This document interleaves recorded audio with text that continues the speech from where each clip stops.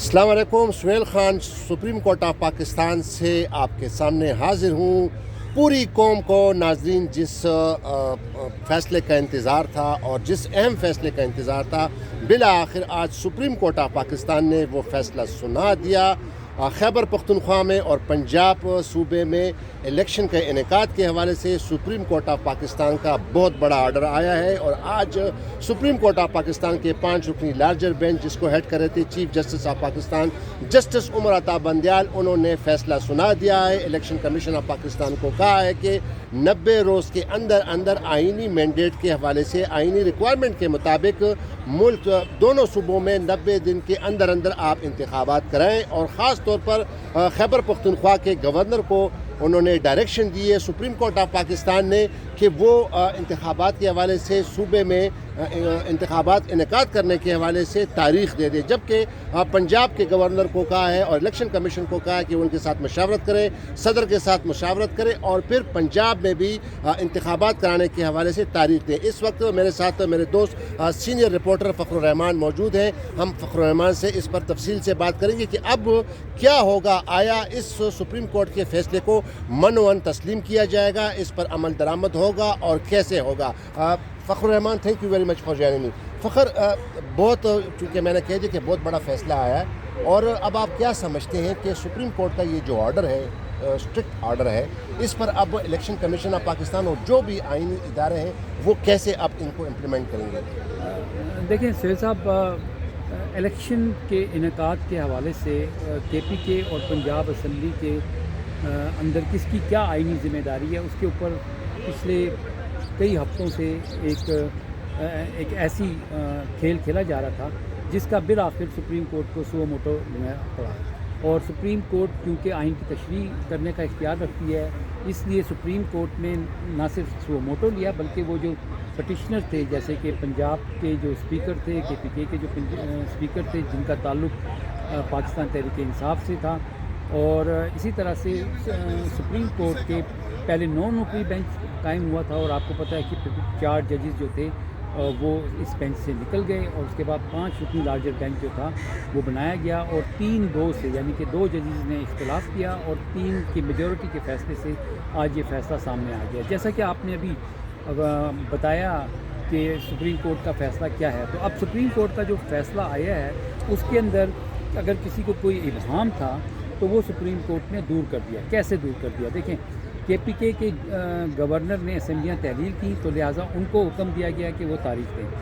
پنجاب کا جو گورنر تھے انہوں نے کہا کہ کیونکہ میں نے تحلیل نہیں کی تھی لہٰذا میں تاریخ نہیں دے سکتا۔ تو اب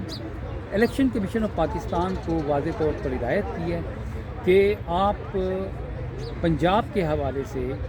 صدر پاکستان کے تحت مشاورت کریں، اور جیسا کہ صدر پاکستان نے پہلے 9 اپریل کی تاریخ دی تھی اس کو پس پش ڈال کر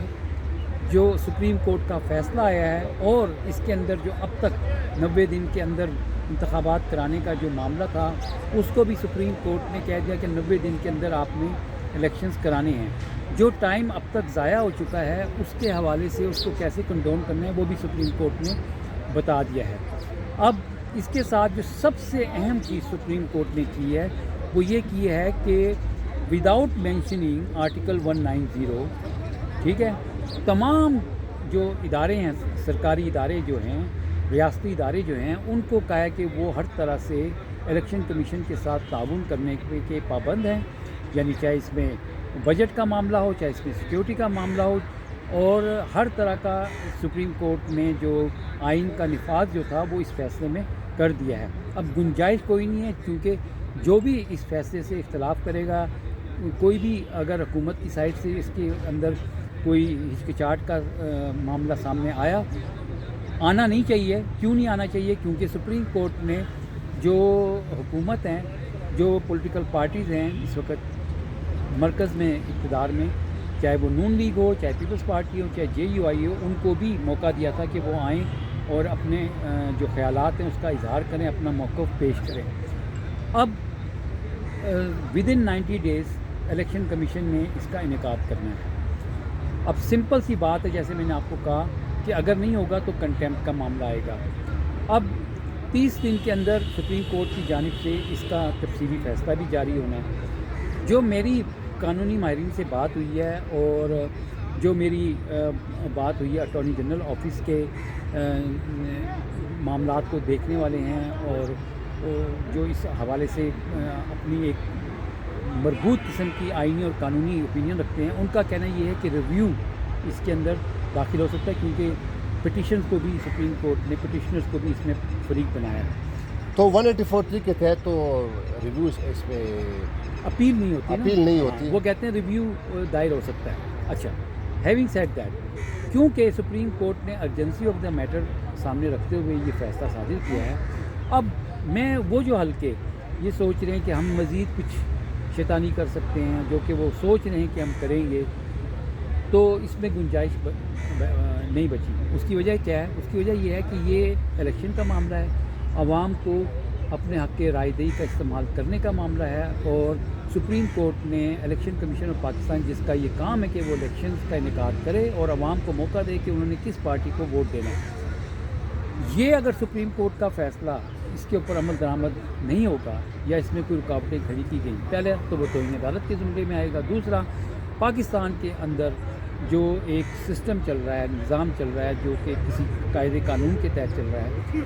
اس کا مطلب ہے کہ آپ اس سے بغاوت کر رہے ہیں اور پھر معاملات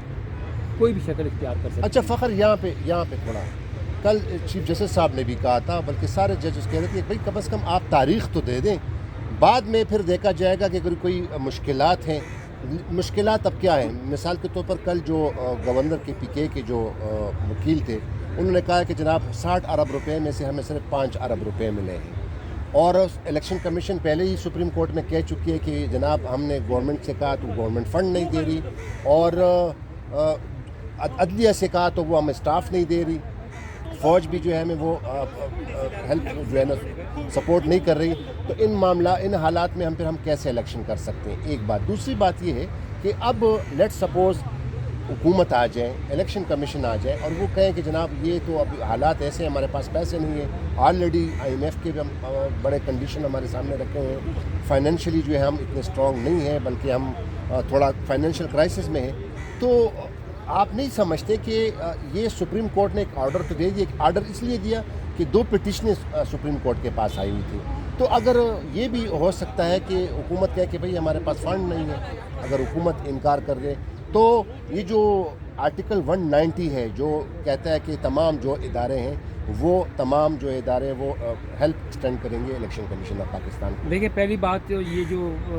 فنڈز کی بات ہے یا اس کی بات ہے، یہاں پہ سپریم کورٹ میں جب سے یہ پروسیڈنگ شروع ہوئی ہیں، اس طرح کا معاملہ کورٹ کے سامنے نہیں رکھا گیا، ٹھیک ہے، نہ ہی الیکشن کمیشن نے رکھا، جس کا کام ہے جو معاملہ کلیئر یہ کرنا تھا کہ الیکشن کمیشن کو یہ بام تھا کہ وہ تاریخ نہیں دے سکتا، صدر صاحب تاریخ نہیں دے سکتے، کہ گورنر جو تھے وہ اپنی ریزرویشن کا اظہار کر رہے تھے. سپریم کورٹ نے وہ جو شکوک و شبہات تھے کس کی کیا ذمہ داری ہے وہ کلیئر کر دی. صدر پاکستان کے بارے میں جو اختیار ہے 57 الیکشن ایکٹ کے تحت، سیکشن 57 کے تحت جو ہے، اس کو بھی سپریم کورٹ نے واضح کر دیا ہے اور واضح طور پر حکم جاری کر دیا ہے. تو اس میں کوئی جو ہے نا ایف اینڈ بٹ والی بات نہیں رہی ہے. یہ آرٹیکل 224 جس کا چیف جسٹس نے اپنے ریمارکس میں بھی حوالہ دیا تھا کہ وہ یہ کمانڈ دیتا ہے کہ آئین کو پروٹیکٹ کرنا ہے اور آئین کے مطابق چلنا ہے. تو یہ عذر تو اب قابل عمل نہیں ہے، اور سپریم کورٹ نے جیسے تمام ایگزیکٹو اتھارٹیز کو اپنے آرڈر میں لکھ دیا کہ وہ تعاون کرنے کی پابند ہے. تو یہ کمانڈ آف دی کانسٹیٹیوشن ہے جو کہ سپریم کورٹ کی جانب سے ایک آرڈر کی شکل میں واضح طور پر آ چکی ہے. اس سے انحراف کوئی بھی نہیں کر سکتا. میں نے جیسے آپ کو کہا کہ نہ تو جب حکومت سے پوچھا گیا کیا آپ اپنی رائے دیں، تو فاروق ایچ نائک آپ کو پتہ ہے کل گئے تھے اور وہ مشاورت کر کے آئے اور انہوں نے آ کے بتایا کہ جی میں نے ان سے پوچھا ہے اور انہوں نے کہا کہ تاریخ دینا ہمارا کام نہیں ہے، it is not our mandate. وہ بات بھی کلیئر ہوگی، یعنی کہ اب اس طرف سے بھی یہ عذر نہیں آ سکتا. تو جہاں تک دیکھیں نا، اگر آپ سپریم کورٹ کو تسلیم نہیں کریں گے تو پھر اب عوام جو ہے وہ پھر اس ادارے کے فیصلے ہیں،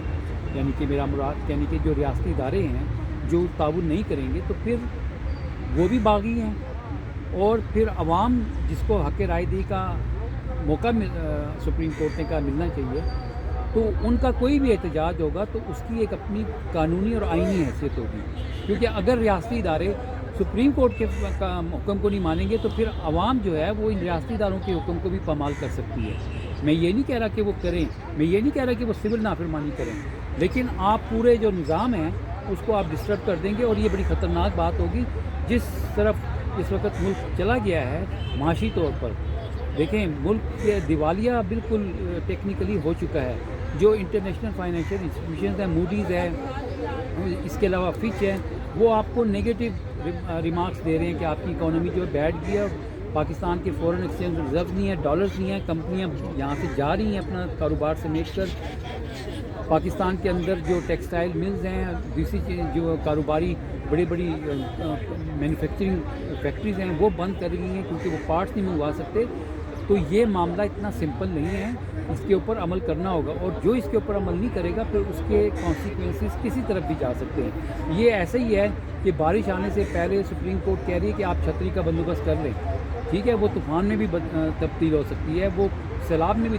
تبدیل ہو سکتا ہے موسم، تو اس لیے اس سیلاب اور اس طوفانی کیفیت سے بچنے کے لیے سپریم کورٹ نے سب کو رہنمائی پرووائڈ کر دی ہے، تو وہ اس کے اوپر عمل کریں۔ اور اب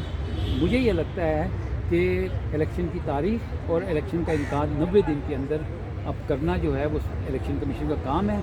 اس کے اندر کوئی اگر یہ دھمکی دے کہ جی اس نے استعفیٰ دے دینا ہے یا اس نے وہ کر دینا ہے، جو کہ مجھے کچھ حلقوں سے یہ انڈیکیشن ملی ہے، تو میں تو ابھی یہی کہوں گا کہ لیٹ دا سینٹی پرویل، اور اس ملک کے حوالے سے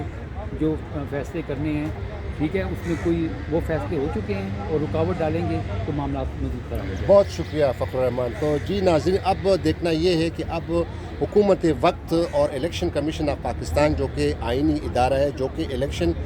کے انعقاد کا جو ہے وہ مین ادارہ ہے، اب دیکھتے ہیں کہ سپریم کورٹ آف پاکستان کے اس فیصلے پر کیسے منوعن جو ہے وہ اس پر امپلیمنٹیشن ہوتی ہے۔ اور ساتھ ہی ساتھ ناظرین آپ کو یہ بھی بتاتا چلوں، اسٹارٹ میں بتانا بھول گیا کہ یہ 5 رکنی لارجر بینچ تھا، اور 5 رکنی لارجر بینچ میں 3-2 سے یہ فیصلہ آیا ہے۔ 2 جج صاحبان جس میں سید منصور علی شاہ اور جسٹس جمال خان مندوخیل نے اس فیصلے سے اختلاف کیا ہے۔ ایک اور ویڈیو میں دوبارہ آپ کے سامنے حاضر ہوں گا، تب تک کے لیے اجازت دیجیے، خدا حافظ، پاکستان زندہ باد۔